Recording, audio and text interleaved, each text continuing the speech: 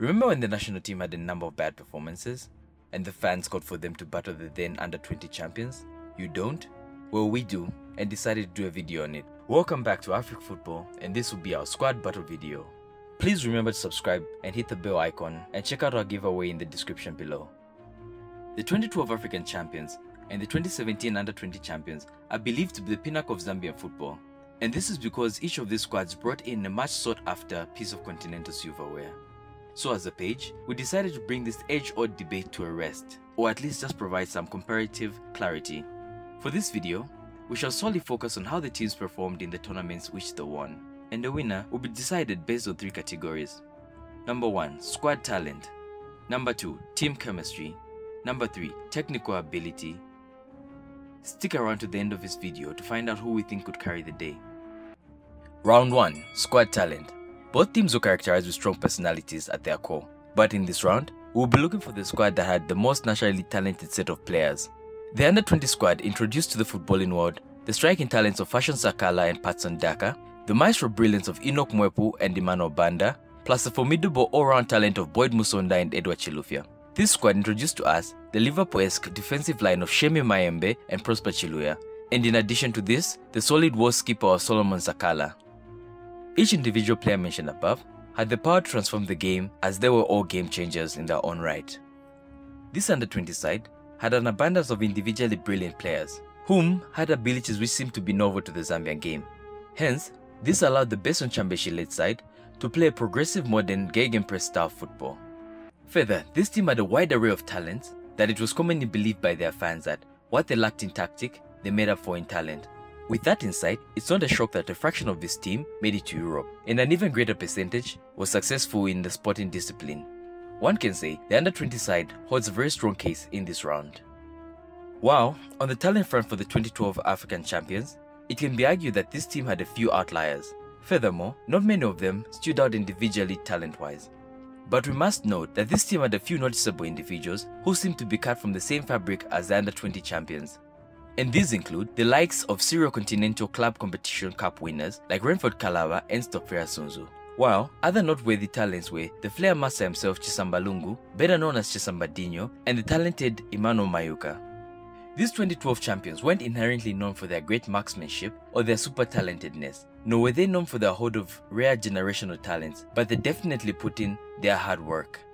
And in line of what has been discussed, we give this round to the under-20 champions, as they were a hoard of generational defining talents, and their individual abilities were some of the most rare that we have seen to date. Round 2, team chemistry.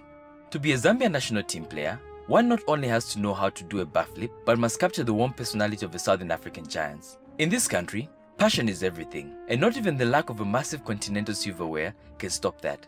And so, in this round, we'll be looking to which team bonded well, firstly together and secondly with their fans. The under-20 champions can be said to have had an artificial but extraordinary team chemistry.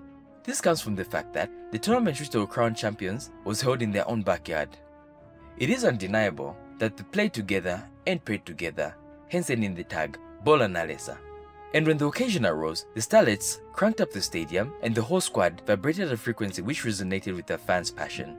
But to be honest, with a support system as extraordinary as the Chipolo Polo fans chanting "Iye Chipolo Polo," team chemistry need not be created, it simply exists. While, for the 2012 African champions, their tournament was played in what is now known as the national team's spiritual home, Gabon.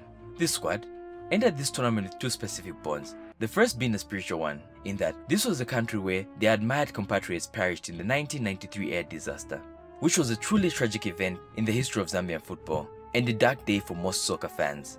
This bond created unity in the squad, and further, a visit to the crash site, which was a short distance from the stadium in which the final was played, served as a perfect motivation for this squad. The second bond being a past relationship one.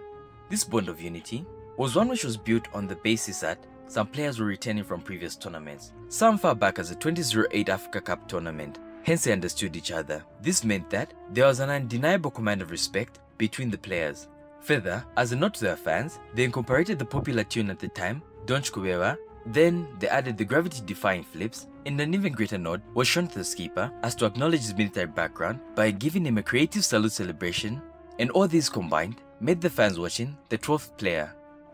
This chemistry translated into one of the most fluid understanding of Zambian football philosophy. This meant that the simplistic abilities of individual players of his team were harnessed and amplified to create perfection. Further, this team chemistry was so undeniable that even an in-camp scandal weighed very little on the holistic bond formed by the players. Further, the coaching staff definitely enjoyed this chemistry, that some started calling them children of the village, or Bana Pamunzi. And in line with what has been discussed above, we decided to give this round to the 2012 African champions, because not only did they have a great team chemistry while playing on foreign soil, but watching every single match gave the fans a much needed closure, because it always felt like 22 men were playing on the pitch and the trophy they once missed out on finally came home. Winner of round 2, the 2012 African champions. And we have a draw as we enter the third and final round. Please remember to subscribe, as that supports our page to give you better content.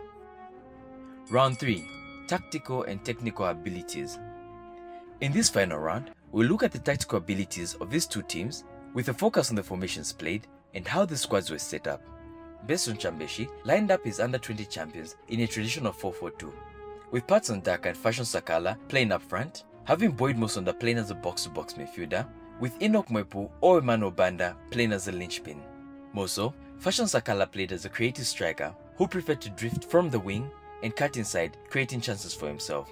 Tactically, they took up the attacking philosophy of Jurgen Klopp called the Gegenpress, and as is popularly known as heavy metal football.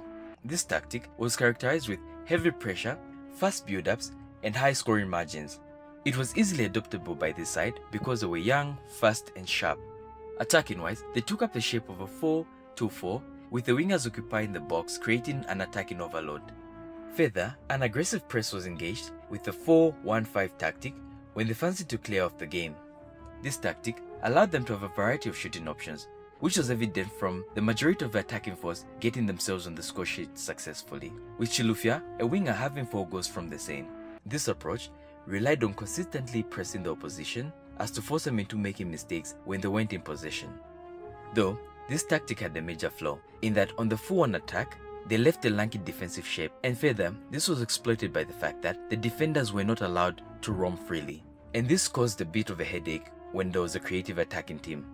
A further flaw was a mishap called Cabeston. This mishap was one that was caused from the exhaustion of the players due to not pacing themselves throughout the match. It meant that the side became slower in reacting, and fatigue caught up with them, leading to them conceding in the 90th minute. Wow, a look at the 2012 champions tactics shows that Hevrena lined up his side in a traditional 4-4-2, playing Emmanuel Mayuka and Christopher Katongo as bad-in strikers. Further, he relied on the trickery of Chisamba Lungu and Redford Kalava on the wings, and defensively, he countered the maturity of Joseph Musonda, who was backed by the solid duo of Chane Himonde and Stofira Sonzu. This team played a fast build-up stylistic play, which was optimized to make each and every pass count. A lob ball approach was also a go-to tactic when the ball was in the wing, as this provided them with an aerial attacking threat. While in the center, Nathan Sinkala and Isaac Chancellor were used as a transitional patch of the team. When attacking, the team morphed into a 4-1-2-3, with either winger cutting in as to aid as an additional man in the box. When it came to the defensive style, the tactic adopted was a one-bar drop-back defensive strategy. This resulted in the presence of 5 to 6 defending players in their box at a time. This tactic called for the midfielders to drop back as to reinforce their backline, and special mention must be made of their goalkeeper, who played a cardinal role in the defensive work. These tactics actually proved to be very effective, as they saw Zambia take on major continental players and successfully win against them. To be honest, this was a tough round, as each team had its own merits for being crowned champions. But in line with what has been discussed, we decided to give this round to the 2012 African champions.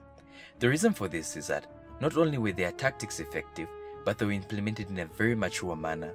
Further, player experience and the chemistry which they shared for many years helped them master these tactics. And for the first time in Zambian history, the statement "going back to the drawing board" seemed to actually yield some great results. With that said, nothing should be taken away from the answers, as they also put in a great shift.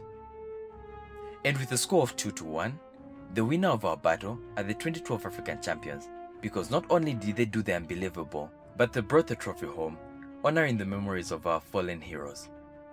And further, they played majestically and led the way for the starlets on the continental stage, while creating some magical memories along the way. And in a one-on-one battle, we believe the 2012 champions can take the day.